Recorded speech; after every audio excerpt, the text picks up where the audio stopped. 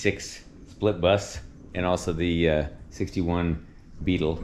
I've been driving the bus while I work on the supercharger for the Beetle, and it started like backfiring a little bit when I started it up, and then it would be fine for a while. But then I was trying to tune it, and I wanted to show something that I've got. I've got an intake manifold leak, and so I wanted to just show what the symptoms were and what I was doing here.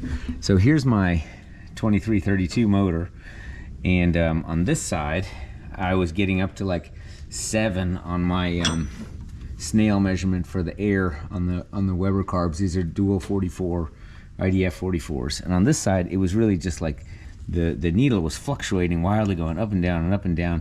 And then I put my hand right here and I could feel wind, basically some kind of wind coming, and so I don't know if it felt like a leak.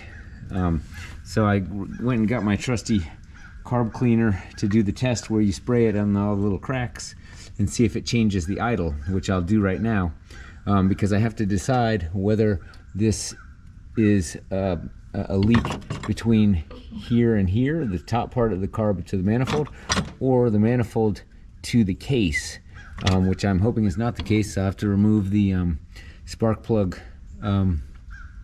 I'd have to remove the spark plug wires and then kind of crank those down, if not changing the gaskets. So anyway, we're going to see right now where the leak is.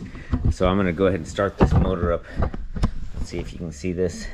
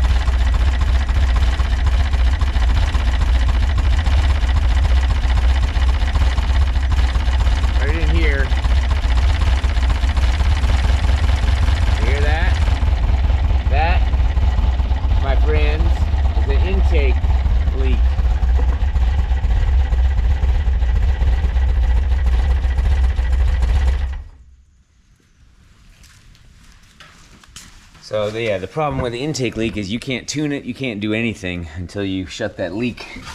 And so the question is exactly what is leaking. It seems to be something, something inside, kind of this inside area of the carb here, right in there. And so what I'm gonna do, I have no idea if there's something wrong with this gasket, but I'm gonna assume that I should be able to just, the gasket still, they should be pretty new. So I think what I should be able to do here is just take the, take my 13mm wrench here and just tighten down these 4 so that it doesn't leak. Let's see if that actually does anything.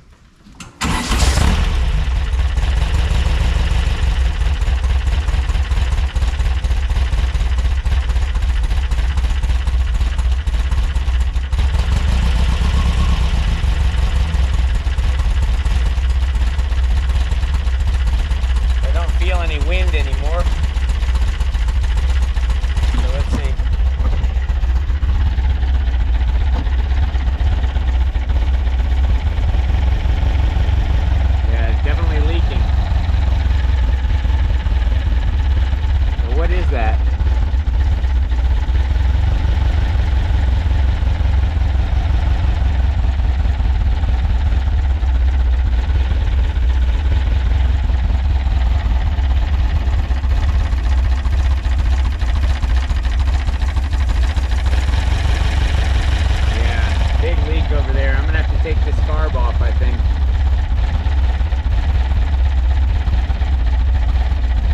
Okay.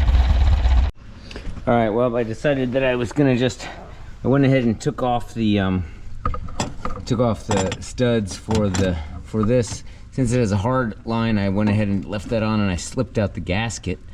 And I'm just taking a look at this to see. I'm not 100% sure that it is the gasket, but what I've decided I'm gonna do is, this is the gasket here. And if I look at this gasket closely, you can see, you know, most of the way it seems fine if I look at it, but a couple of weird places on there. Maybe it was leaking through the gasket. I don't know. Very difficult to say. But what I've decided to do, I have this gasket material slightly thinner. Well, maybe it's about the same. What I'm gonna do is I'm gonna make 2 of them. I'm gonna double them up.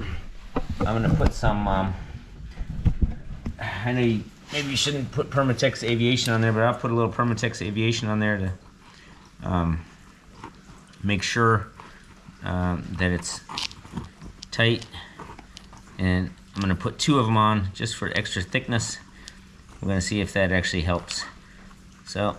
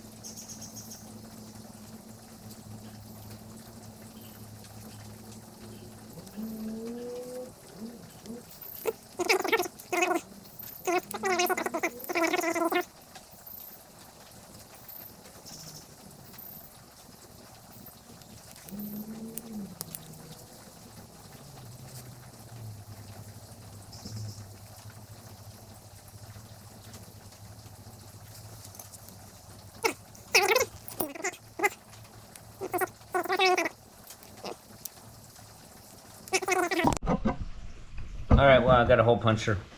So basically the hole punch is smaller than the hole has to be, so I kind of punch it and I go around in a circle like this.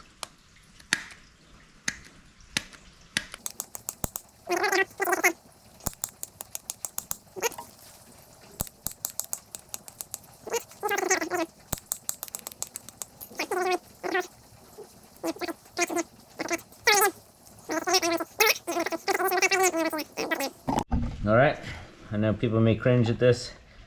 I guess I probably don't have to do this, but I'm gonna do it anyway, which is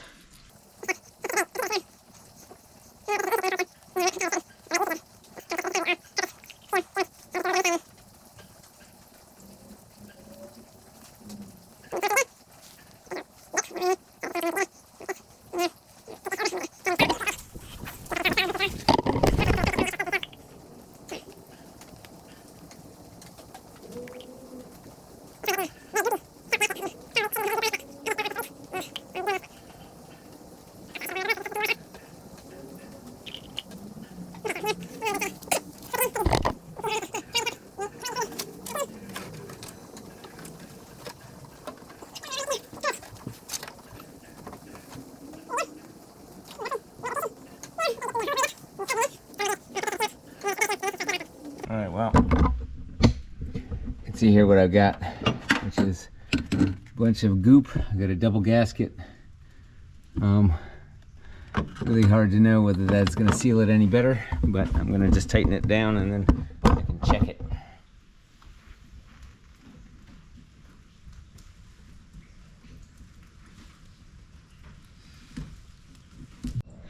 All right, it's Mike. It's the next day, and we're gonna check and see if I fixed the intake leak. It seems like it is fixed because there's no backfiring or anything, and I ran out of carb cleaner, but I do have a brake cleaner, so that's gonna be great. I'm gonna test it real quick. What I had to do, just for the record, you see this 13 box wrench? You see how I wore down the side there because it won't fit next to the intake manifold for 2 of the nuts. So I just took that sucker and I went right on up to the grinder and I took it down, and now it fits on great. I can use it on all 4. Like right here, for example, it's these 2 inside nuts it wouldn't fit on because of the proximity to the actual carb. Or so anyway, let's test it, and I'm going to test the for intake leaks for changing the idle. So 1 sec, let me start this thing up.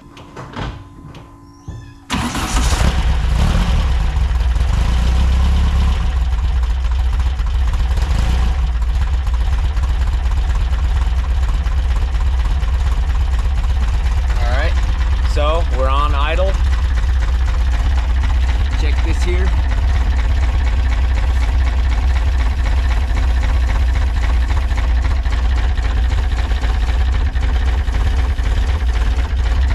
The other side. So I think that means we're good to go on the intake.